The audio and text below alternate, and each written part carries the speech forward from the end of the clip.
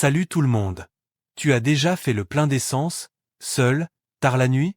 Imagine, la station vide, le bruit du vent, et ses yeux, qui t'observent depuis la pompe. Ce soir, écoute bien. Parce que cette histoire est inspirée d'un fait réel, ou presque. C'était un soir d'automne, humide et froid. Lucien Moretti roulait depuis des heures sur une route déserte entre Lyon et Avignon. Son réservoir était presque vide, et il repéra enfin une petite station-service au milieu de nulle part. Une lumière clignotait au-dessus de la pompe, comme un vieux néon malade. Lucien descendit de la voiture, les mains dans les poches, fatigué. Le silence était lourd, pas un bruit, sauf le sifflement du vent. Il prit le pistolet de la pompe, mais quelque chose attira son attention. Dans le reflet du petit écran numérique, il crut voir 2 yeux. Pas les siens. Des yeux sombres, fixes, qui semblaient le regarder depuis l'intérieur de la pompe. Lucien se retourna brusquement. Personne. Le parking était vide, la boutique fermée, les lumières éteintes.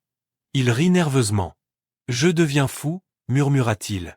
Mais quand il se pencha à nouveau pour remettre la pompe, les yeux étaient toujours là. Plus proches. Et cette fois, ils clignaient. Lentement.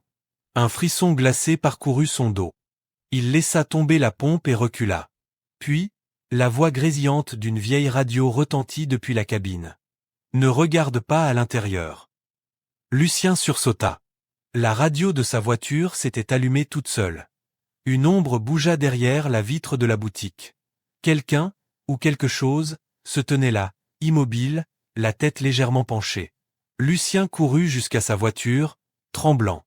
Mais avant qu'il ne démarre, il jeta un dernier regard vers la pompe. Les yeux étaient maintenant dehors. Juste derrière sa vitre. 2 trous noirs, luisants, à quelques centimètres de son visage. Lucien hurla, mit le contact, et s'enfuit à toute vitesse. Lorsqu'il atteignit le prochain village, il s'arrêta devant un café encore ouvert. Il raconta ce qu'il avait vu au serveur, un homme âgé nommé Matteo. Matteo pâlit immédiatement. Cette station? Elle est fermée depuis 3 ans, après la mort du gardien. On a retrouvé son corps à côté de la pompe, les yeux arrachés. Lucien sentit son cœur s'arrêter. Et dans le reflet de la vitre du café, les mêmes yeux, silencieux, l'observaient à nouveau.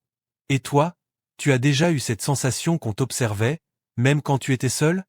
Écris ton expérience dans les commentaires. Et si cette histoire t'a fait frissonner, laisse un like, abonne-toi. Et partage cette vidéo avec quelqu'un qui fera le plein, ce soir.